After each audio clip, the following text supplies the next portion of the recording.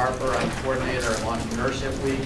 So again, when we start putting together the week, I thought we need a landing zone for the 280 class and have someone who's not a Cameron graduate come in and do the presentation. This is one of our intended. We have a number of Cameron people who are doing, graduates who are doing presentations. Some of you may have come to the Fuzzy Peach yesterday afternoon. Tomorrow afternoon at 5. In this room is going to be Kristen Beckmeyer. She's also one of our graduates who started the co-founder for Coastal Cupcakes, and now she's got a own business called Topsy Tulip, which again, if you're interested in marketing and retailing now, great program to do. This evening we have the Innovation Concept Pitch Competition. We have 6 students at UNCW, who are, all of them are undergraduate. They've got this neat, innovative idea, so they'll be pitching that. That does not require reservations in advance. So that's going to be in Cameron Hall Auditorium at 7 o'clock. If you just want to see what other students are doing in terms of coming up with some pretty cool ideas, it starts at 7 and will finish up by about 9:15 and all. 3 veteran entrepreneurs who are for it. And Temp Mountain, which is part of Castle Branch, home and business incubator, is providing cash prizes as well. 8 programs. The other piece, which is Sean's presentation and pitch competitions on their speakers, is that we also have the keynote speakers, 4 o'clock, Lumen Theater, Thursday afternoon. These 2 guys, their title for their program is Entrepreneurship. Yes, that's correct, Mentorship. It's everything you want to know about starting a business that business schools didn't teach you. So again, nice ideas. I listened to the tag team last year. They are very entertaining, obviously by choice of the title, but also very good at content and takeaways. So I recommend that. If you have a roommate, friend, whatever else, who has benefit of your 280 class, on Friday morning we have a session 9, 10, and 11 in Cameron Hall on how to start a business. Obviously much more scaled down than what you got in the 280 class. But it's just 45 minutes on just the whole nature of entrepreneurship. So again, if you want to go online and check, we've got a lot of these out in the lobby if you haven't picked one up already, but I'm sure the brand probably sent you a link for them. We're going to run to close to 3 today. And this is not Sean's first, it's not even his encore. I think this is the encore to the encore to the encore. I've had the pleasure of knowing Sean for a number of years. I like his philosophy about life, which he'll share with you today. I love how innovative he is with his products and all. And so he is classic for how an artist can be an entrepreneur. So if you'll join me in welcoming Sean Ruttkay. Thank you very much. This guy's the man. If any of you have any idea of a business you might want to start, if you're, I know a lot of you aren't business school majors, use the opportunity to knock on his door and ask him a few questions because he's epic. So thank you very much for having me here, Cameron School of Business, Dr. Harper, you all for being inside on this beautiful day in October here in Wilmington. We, as you all know, live in an amazing place, and I'm sure it's one of the reasons everyone is here at UNCW. I know it's why I came to UNCW. Before I get into entrepreneurship and art, I want to go somewhere a little dark. It's Halloween, so let's take a moment. Let's fast forward to a future time, and it's right before you die. Okay? Now, got your attention. You're looking back. Your life is flashing through your eyes. Let me ask you one question. Is that a life that you want to live again? And are you going to be happy with how you lived it? Okay? So, that, in a nutshell, wraps up my concept to existence at this time, and it has always been there. So, at the most earliest stage of life I can remember, well, before I go there, it is indeed that, the essence of death that keeps me going and super motivated every day. And what gets me the most motivated is the vision of water, okay? So at a very early age, I discovered that water was my passion in life, and it was to be surrounded by water, and specifically the ocean. Now, I'm not a kid who grew up in a beach house by the beach. I had to fight tooth and nail to get to this point where I wake up every morning in the ocean as the sun rises. And I did that by a lot of hard work and putting pieces together that didn't really fit and then move them around. So I'm a guy who grew up in Washington, D.C., okay? Neither of my parents were per se beach people, but they did get me into swimming at a very early age. They got me into the beach culture a little later in life, as far as, traveling to Ocean City. And right when I saw that, I realized that this was gold, and this is where I needed to be eventually in my life. Now, that was not really, when you get into expressing this as a child, people kind of say, okay, yeah, whatever, good luck with that. And with me, it was a little bit more salient, I should say, because I grew up dyslexic with an extreme learning disability. So at first grade, they were wondering, hey, Sean, why can't you read like the other kids? Why can't you write like the other kids? And this went on all throughout my schooling, but I learned coping skills, and the teachers got me to where I needed to be. So that really put me on a bedrock of understanding what it took to get to a certain place, and understanding how important relationships were to get to where you needed to go. So every step of the way to my eventual graduation from high school, with honors in the National Honor Society, and then on to UNCW, was formulated through my relationships I made with different teachers and with those gatekeepers per se that kind of get you to the next level. So that's kind of point one in my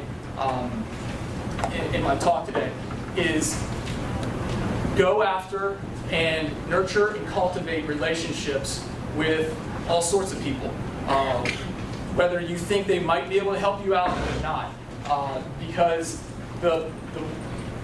everyone has something to offer, and everyone can influence you in a certain way. So, taking a step back, that's a brief early history and my major outlook on life there, as far as taking time and by the horns, because time is all we have. Now, with that said, art and entrepreneurship have, in this world of academia that we are in, and at UNCW, the business school and the art school are almost two far-flung entities. You have your creative minds and you have your business minds, and it is thought that the two rarely mingle, and the artist who puts himself or herself off into the world from college is saddled with huge debt. He doesn't know how to pay it off because they have no business skills. And then the business student is off to do business administration or accounting in an office somewhere, and wants to jump off the roof of the building maybe a few years down the road. So that's kind of how I have understood people to bring the two together. But I would argue that the two are extremely similar, in that it is the entrepreneur and the artist who must continuously wake up every day and question what it is they're doing, and recraft it and rebrand it and recraft it again. Because without a certain change and without a advancement, neither one is a true artist, capital A, true entrepreneur, capital E. Now, what I mean by these two terms are art, capital A, I would argue, would be the kind of art that is it is new. Entrepreneurship, same thing. And the question must be asked, how has it been done before? Or has it been done identically like this? So, if you're to open up a McDonald's, would that be a entrepreneurship venture? I would argue not. Okay, if you were to invent the iPhone, obviously that would be an entrepreneurship venture. Steve Jobs, Samsung, not too entrepreneur, ripping it off. That's kind of the corporate world. Let's talk about artwork. Okay, so in the canon of art history, you have an artist, say, like Jackson Pollock. We all know his work. He dripped all over the place. Now, you might think, well, that's super easy, but no one had done the drippings as such before Jackson Pollock. So he now owns that. He would be an entrepreneur in the art world, I would argue. Same goes for an artist like Picasso, okay? Nothing that guy, well, I should say, everything he did was original, but then took influence. So influence is the next thing I really need to stress, and that's how we are all, can't bring pure originality into the world. We are all influenced by something. Something got us to think about something in a certain way. Now, it is us as the individual that takes that influence and then recrafts it, rebrands it into something that's new and of significance. So that's kind of my general outlook, general philosophy on art. With that said, in my own experience, I've gone through many transformations and have gone through many different stages, and to kind of let you in and tell you about those. When I first started this business, it was 2005. I just graduated from UNCW with a degree in special education and finished my student teaching at Hoggard High School. And I knew pretty much day one of education school that this was by far the one thing I did not want to do in my life.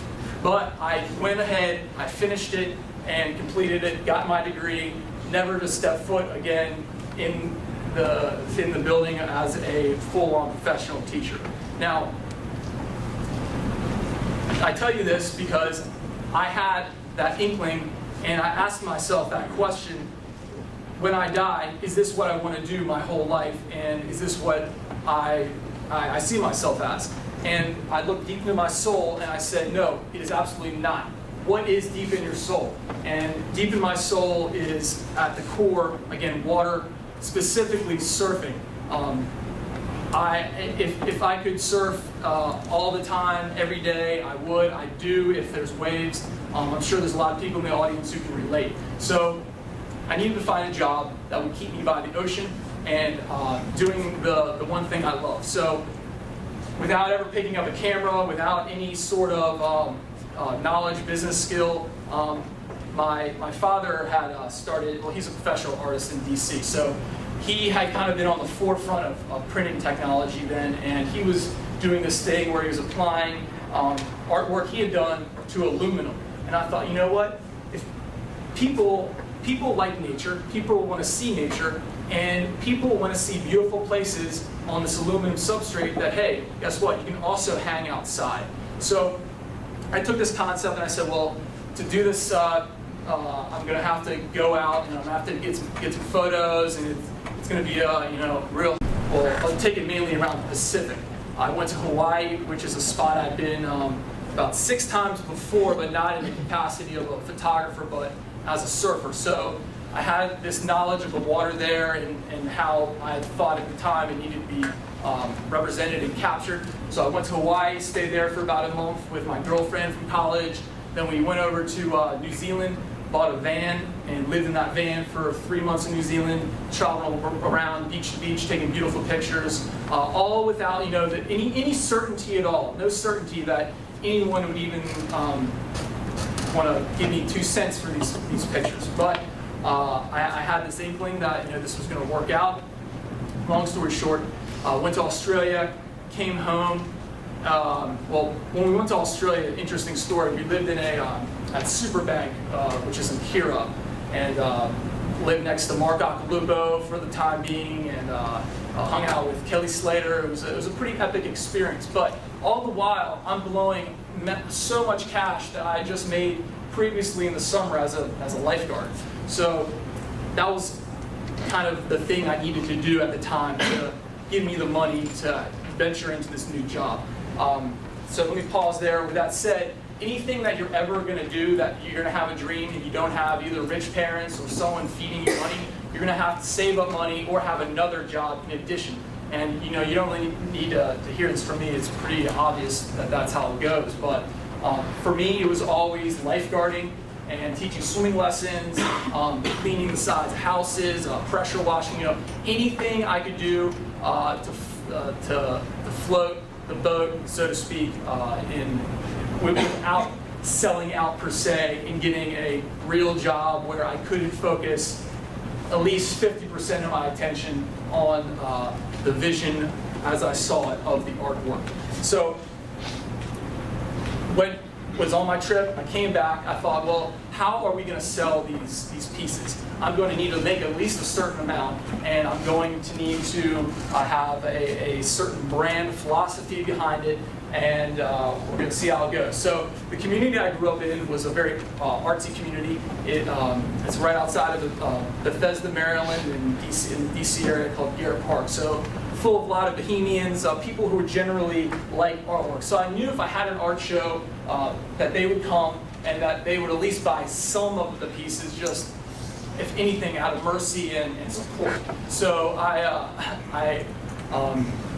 my parents' backyard is full of trees, and I had all the artwork around. It's weatherproofly, drawing the attention to the fact you can hang this on your wall, on your exterior. And this is a concept at the time that no one had ever heard of. And still today, most people don't realize that this can be done. So I have the art show. I have a little story about each of the pieces. People walk around.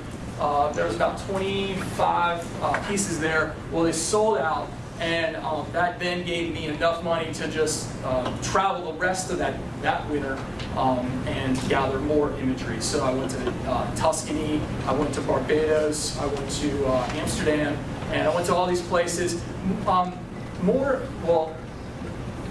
Italy was kind of a deal where there was no surf there, but a gallery was like, hey, if you go there, we'll show you, and you're going to shoot doors and windows. So I was like, well, that's not really my style, but I'll do it just to get into your gallery and get that name recognition. So that's something that turned out to be very successful in the long run, but at the time, I didn't really see the value. And that kind of goes to the point of, if you think something isn't going to be what it is, or if you think something's going to turn out how you think it's going to turn out, and then you don't do it because of that, then you might be kicking yourself later. So you walk a fine line in this world because time is short and of the essence, and you don't want to waste time, but you also don't want to turn down valuable opportunities.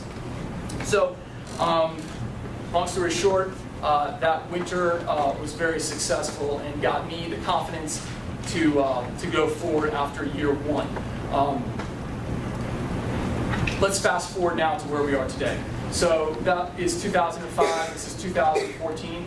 In the interim, the general outline concept is the same, and that is art is very necessary. People buy art and people hang art. And why do they do it? Because they want to feel good and they want to hold something that is bigger than themselves intrinsically. Now, some might say, well, you don't need art, you don't need to look at pretty things. Or, I would say then, why has every single human being since the beginning of time produced and made art? From the time of the caves all the way till now, we have had art in our human collective lexicon as a entity that's, again, super necessary. So here we are today. My main outlook in philosophy, in my business plan, and in my presentation to my clientele is that, one, art is necessary, as we know, but the art that is most necessary is art depicting water, okay?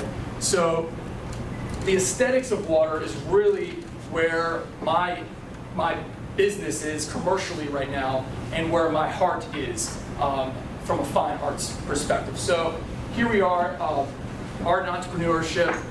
Again, the two are almost diametrically opposed, but I've found in this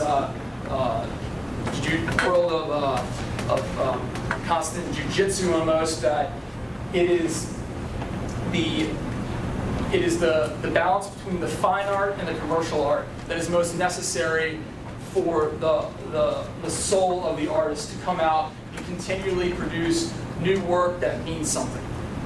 Now, the aesthetics of water didn't come like immediately. It came through a lot of channels, and most of them have been academic. And I was confronted or approached by a woman at the pool I was lifeguarding a number of years ago. This is kind of the seed of where all this kind of came from.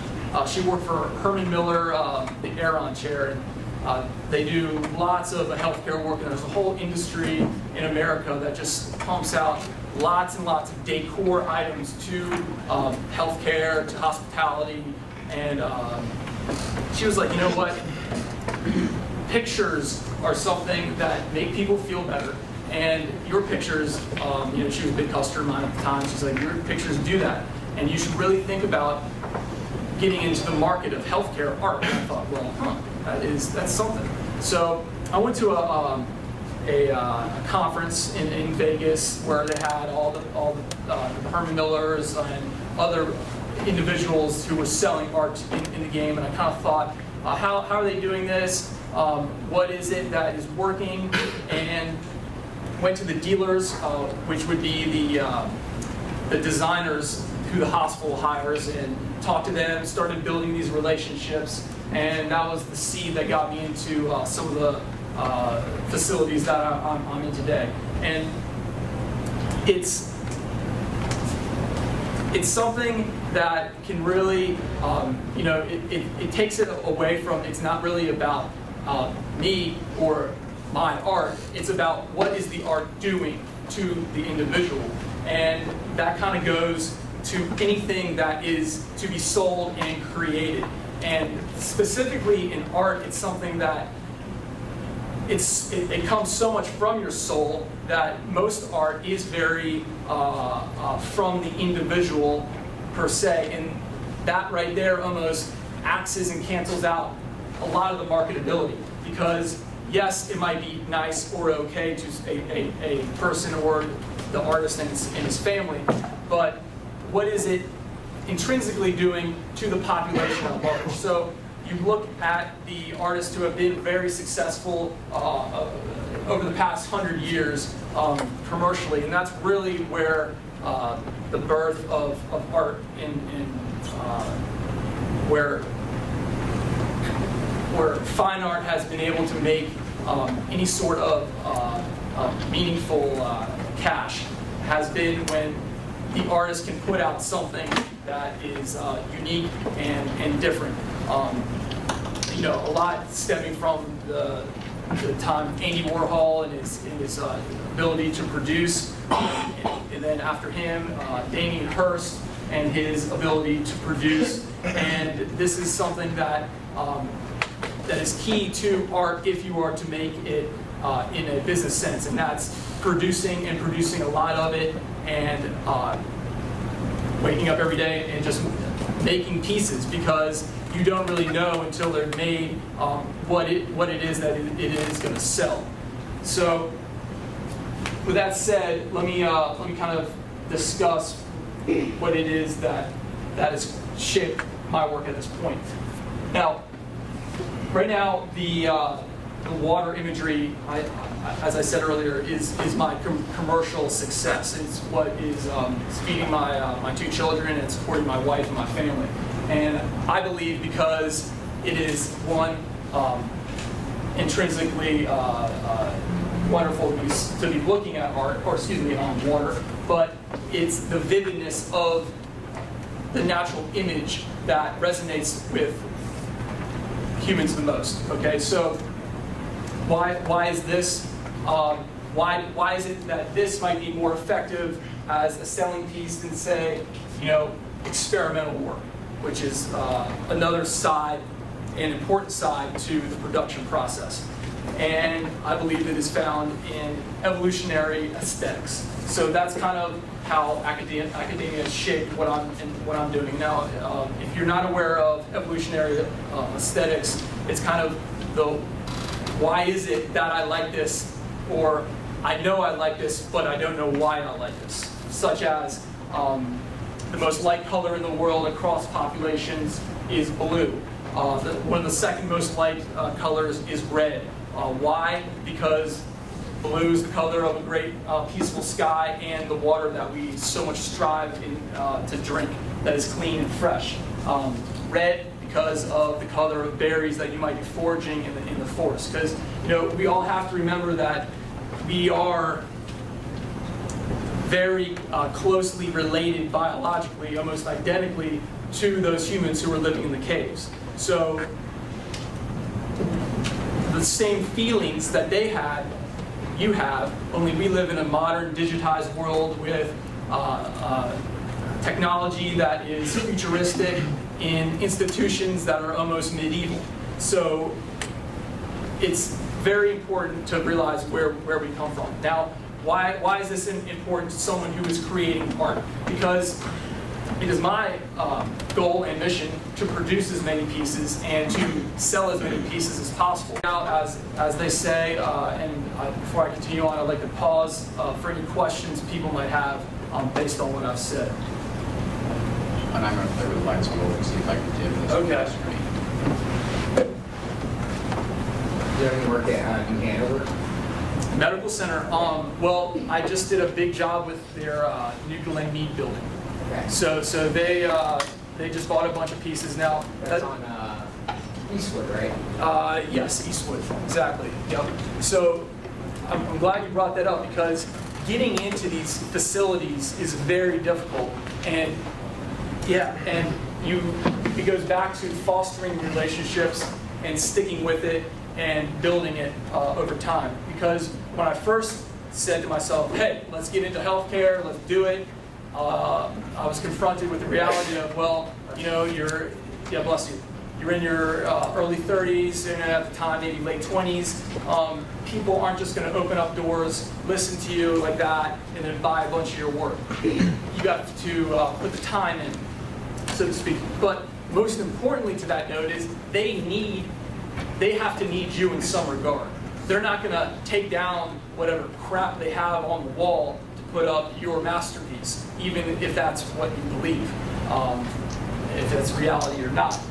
They are going to need to have a new building or a new facility that needs new art. So it took a little bit of time, but it then kind of crafted into a sales stream of who's building what, who's building it where, who's making the decisions, so you're not wasting time knocking on doors that already have art or don't have the budget for the art. And now that's the next kind of thing is who can qualify, who can afford what it is that you're producing. So that Glen Mead job, for instance, I had to go through a decorator to get the work on the wall. Now, the decorator is dealing directly with the hospitals and with the hospital administration. I didn't see a single one of those people. I didn't get to put in my 2 cents per se as far as what it is they choose, the philosophy behind the work or any of that. And ultimately, I thought they chose my maybe CD material, and I was stoked to have it up there on the wall, but at the end of the day, it isn't what I would have produced. Now that's just from a content standpoint. From a pricing standpoint, I had to significantly knock down my prices to the decorator to then just get the project in the door without them choosing something else. So I deemed it very necessary to almost make no profit just to put these 25 pieces up in this building to raise the brand awareness of Ruttkay, which is what is on all my art and what is everywhere. So you never want to be so fixed in your pricing that you're going to eliminate opportunities in the future. And that's like the biggest thing that I could say that is important. That's one reason why if you go to my website, you won't see any pricing. The website's all based on connecting to me. It's a contact form, it's a portal to me, so I can start building a relationship with you to see what you need on your wall in your given space. And that's how I do it. And it took me years and years to figure out that was the best way for me. And I'm not going to stand here and say this is it, this is the way it's done, because I'll tell you right now, any of you in this audience might already have a better idea of how I can do it better, and I would love to hear it if you got it. So that's kind of how I operate. You first need to realize in this world that when you wake up in the morning, you might think you know how things are, but you really know nothing. And it is important for you to walk around with an open mind and think as the world is, as an open canvas that's ready for you to kind of just accept and take in. Because once you start putting up philosophical barriers, then you're shutting doors and you're not advancing. Just real quick, it's funny you say that about the pricing model because like 2 years ago, somebody gave me a Spanish book because I've always really struggled learning Spanish. I've taken Spanish class after Spanish class and pretty much failed them all. So somebody got me a Spanish book just because it's cheap, bargained in. And it was really funny because the illustrations were by Andy Warhol. And I thought that was pretty wild. It's amazing. What year was that dated? I can't remember 50s? exactly. Yeah, probably right around in there. Yeah. It's just really neat. Yeah, and he is like my artistic demigod almost, and for a number of reasons, but his ability to recraft himself into different mediums and do things that were different and not done before. And number one, over all that is produce. Because without production, you're just sitting idle in a space that has been done before, if not by anybody but by you. And to go back to the dripper, Jackson Pollock, a lot of people don't know is he did a lot of paintings before that had nothing to do with dripping. He only dripped for about 6 months and then went on to a whole new concept because he was over dripping, even though he made gobs and gobs of money from it. So in this world of business, whatever it is you're doing, it's just, again, important to have that Socratic philosophy of you really don't know that much and to really keep your eyes open.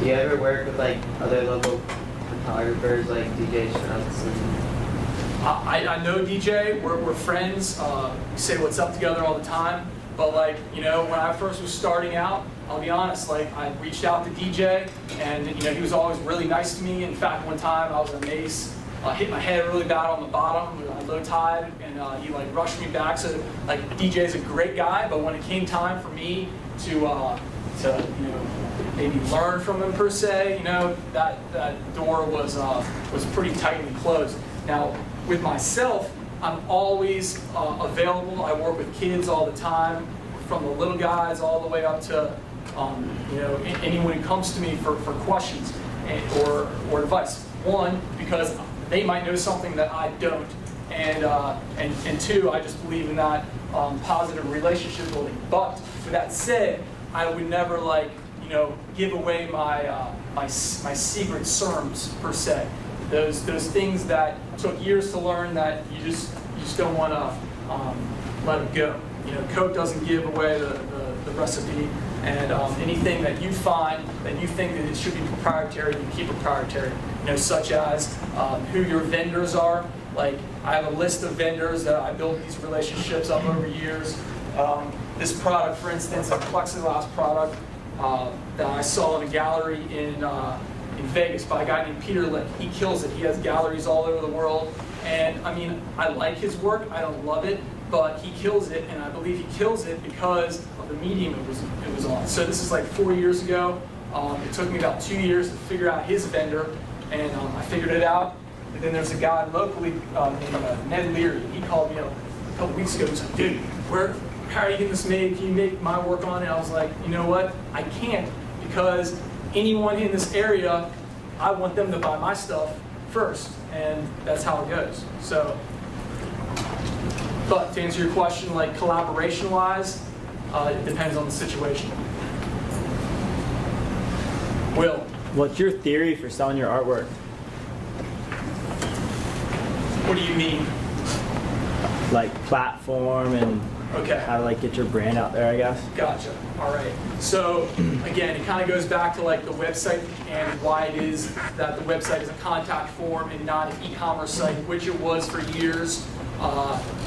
And I believe it's predominantly because the customer wants art that's very specific to their space, both in content and in size. So there's going to be a lot of in between there, and the more I can make myself available as a salesman per se, the better for everybody. The more volume I'm going to push out, and the happier my customers are going to be. And when the great thing about art is or the art that I'm creating, that when it's produced and it's on the wall somewhere, that in itself is almost a billboard to the brand. And the more pieces that are in the domain, the more advertising I have all around. So if there's like a spot, for instance, let me show you this one.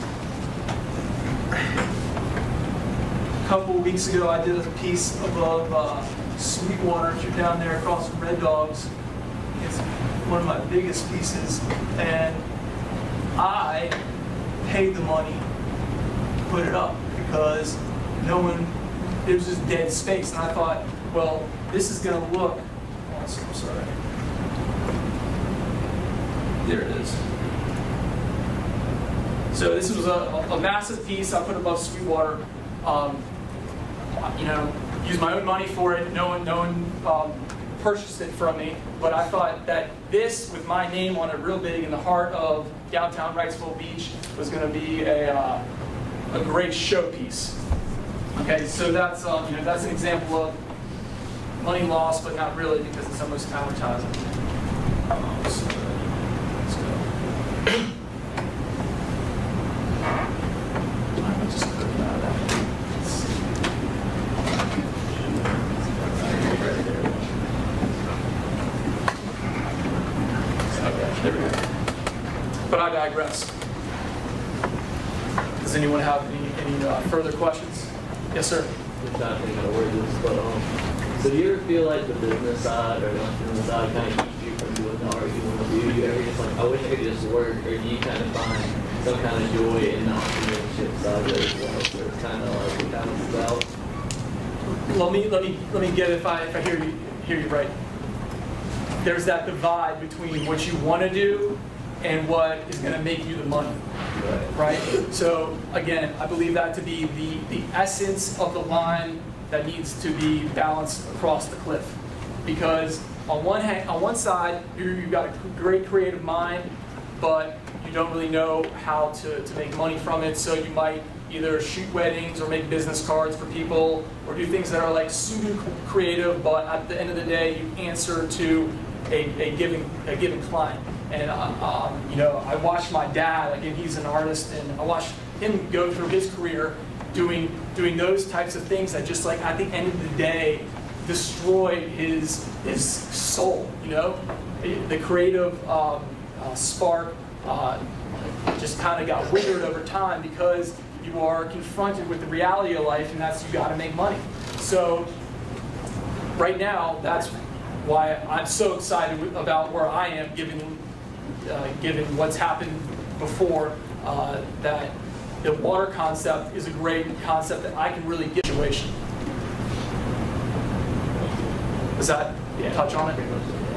Sean, the answer may be by building your brand, you increase the price of your units. By having a higher yield that way, you have more time to do the freedom stuff that you're pursuing.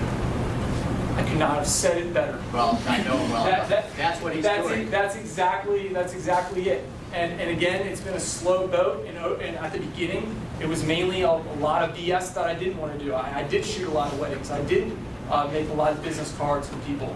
I did the things I didn't want to do because I needed some extra 20s, and that's how it was. But you just got to keep on keeping on, and you'll get there. Whatever it is that you're doing. If your heart is in the right place, and if you stay true to yourself and to who you are as an individual. So that's the most important thing, knowing who you are and what makes you tick inside.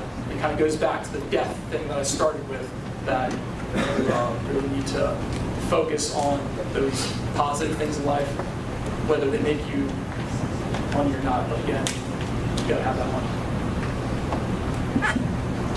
Have you ever sold like digital JPEGs of your images, or are you pretty, I guess, focused in on the idea that the medium is what differentiates you, and you need your photos to be on those mediums to make them what they are? I've gone down that path, but not too deep. So I think what you're asking is like, have you sold it to the big photo houses, and I dabbled in it, but once I saw that there really wasn't, for one, it takes a lot of time to upload them and sort them and do all that business, but that brand recognition doesn't hold true because it is, again, just a digital image. So it would be a means to an ends, but not the ends. And if it's something that's working for you, I would say totally do it. It never really worked for me. But like, for instance, I had a designer call me yesterday, and she wants to use my images, but on a different medium that I have no interest in producing. And it's kind of like, my first question was, well, do I get to sign it? And that will totally determine my pricing on the product. If I get to sign it, I don't need that much money because that piece is gonna be made a lot of times somewhere with my name on it, and who knows, we'll see it and they'll know my brand. So that's, it just depends on the situation. Do you do all the printing yourself? Good question. No, not at all. I honestly don't even own a printer. And when I first started, I bought a printer, but quickly found out that printing in itself is an art, and it's best left up to master printers. And in this day and age, in the digital world, the game of printing changes every year, and the technology goes up and up, so you're going to have to get a new printer every year if you want to stay on the forefront of production. Now, I don't do my own printing again because you might think, oh, you'll save money, but you would need to do everyone in this room's work 20 times a month to make the payments on the printer. And I assume just build good relationships with vendors and then mark it up to clientele. And that's what I do. And I don't mark it up extremely because I believe the more work in the domain is better. As time goes and as the brand rises, then I will be able to mark it up and still have enough volume moving out, if that makes any sense. William. How would you say what you do is different from like photojournalism for like magazines and stuff? Good question. It's editorial versus fine art. Okay, so when you are taking a picture for, say, a surfing magazine, which I've done. I've been in the Surfer's Journal, in Surfer's Path. I've done articles, words, and photos for both of them. And you're telling a story with your images. You're telling a story with the words. What I focus on in my work right now is not so much the story, because the story doesn't really matter. It's how is the work being enjoyed aesthetically in a given space. So that's really the crux of the matter, is what are the aesthetic elements that are going to be enjoyed. So it's really fine art versus editorial, and then of course the commercial side of things. And that mingles between the two. I'm going to take a couple minutes to talk about your golf venture and layering concept of making three-dimensional as well. That's a great thing. Okay, so I'll start first with the three-dimensional side. So, like I described before, it's important for artists to continually reinvent themselves and go into different directions. I did a lot of charcoals a few winters ago, where I would just charcoal philosophers every night while studying their philosophy. And then I did a whole series of crayon art where I would take major cities and put waves, just busting them up. Now, this was just because that's what I felt inside I needed to do at the given time, and I rolled with it without thinking that people were going to buy them. And I never really put them on the market, but these thought processes led into different areas where I thought, well, maybe now I can start applying some methods to my commercial work, which is the water, where I would accentuate the three-dimensional nature of the image. So in every image there's visual texture, and what I would do is, or what I am doing, is adding physical texture. So you can see there's almost a three-dimensional look to these droplets. So I do this to my droplet imagery and to my wave imagery. And there's a piece in the Entrepreneurship building that Dr. Harper donated last year. That's an example of this process done with the wave. It's one of those things that's unique to my work only. You won't see it anywhere else. How'd you do that? Pardon? How'd you do that? Well, again, I don't really tell the secrets. But I did do it, and you can see the effect. So the effect, again, is to draw that aesthetic of water out, those emotions that water holds inside of us all. in an artistic manner that's both original to the work itself and to the process. Now that's the 3D texture. I invite you, all of you, first of all, before we go anywhere, to come to my studio if you'd like. There should be a quiz circulating that you can take at your time.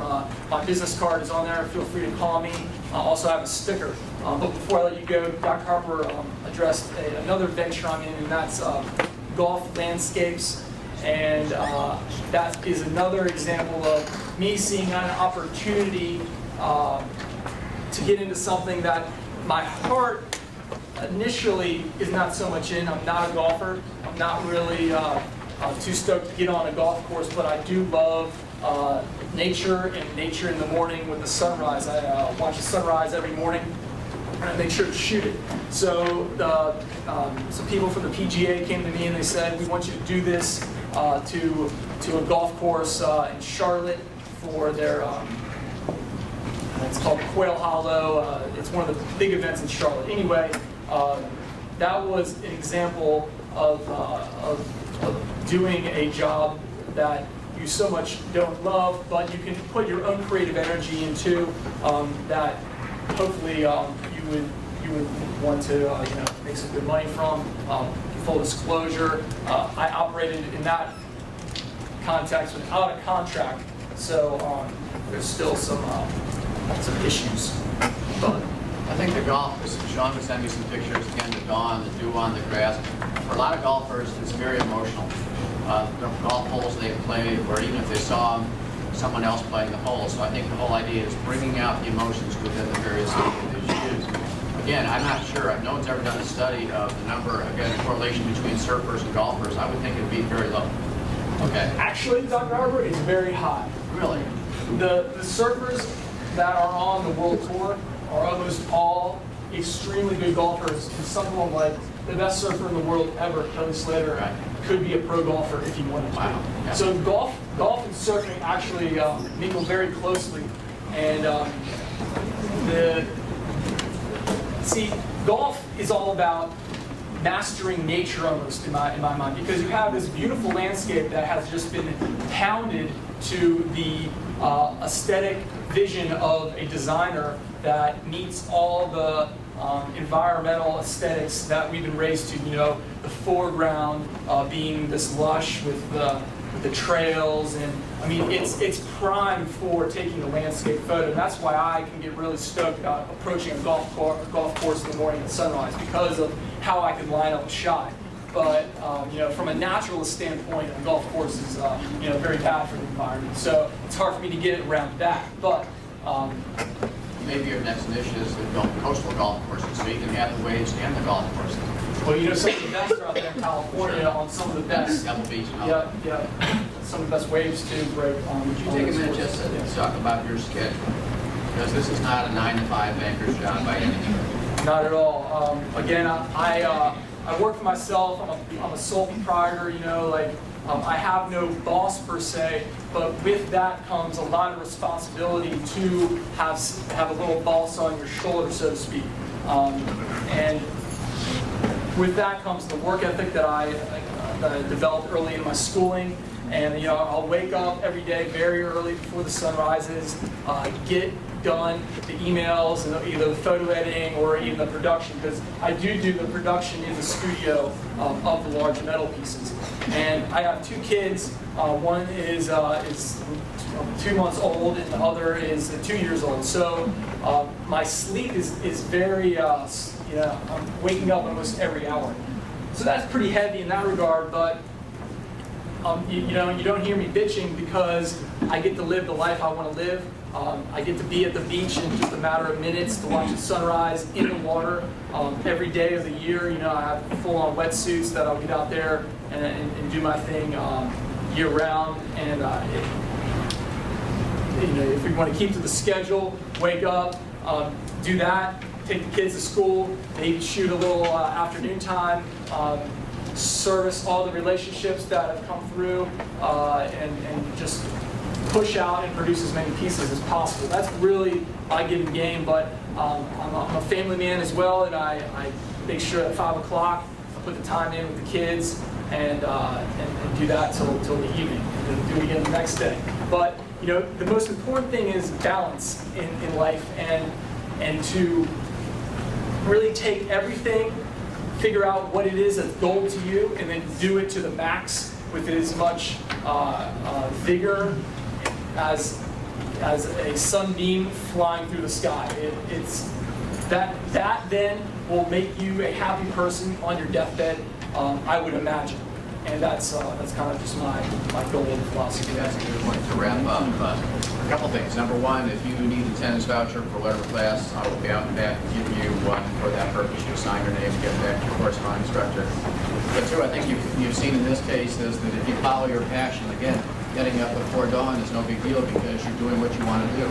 Getting up to go to work in a bank or something like that, that takes about 6 times getting snooze before you finally get up in the morning. So that's one of the reasons I wanted to join your day. I'm going to leave this up for a couple seconds, so some of you, your eyes are better than mine, but if you want to take a closer look at some of the words. Better yet, follow me on Instagram and look at your own leisure.